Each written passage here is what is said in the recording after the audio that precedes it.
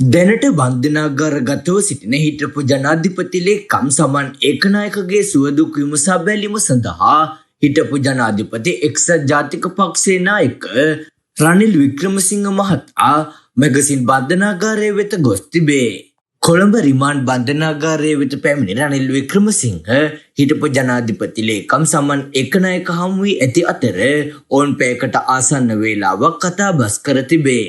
සමන් ඒකනායක හිටපු ජනාධිපති ලේකම්වරයා රක්ෂිත බන්ධනාගාර ගතව සිටින්නේ රනිල් වික්‍රමසිංහ හිටපු ජනාධිපතිවරයා ජනාධිපති ධූරය දැරූ කාලයේදී එංගලන්තයේ සිදු කළ සංචාරයක් සම්බන්ධයෙන් වැය වුණු මුදල් පිළිබඳ එල්ල වුණු චෝදනාවලට අදාළවයි. සමන් ඒකනායක හිටපු ජනාධිපති ලේකම්වරයා මේ මාස 11 වෙනිදා දක්වා රක්ෂිත බන්ධනාගාර ගත කිරීමට පසුගිය 28 වනදා කොටුව මහේස්ත්‍රාත්වරයා විසින් තීන්දුව කරනු ලැබුවා.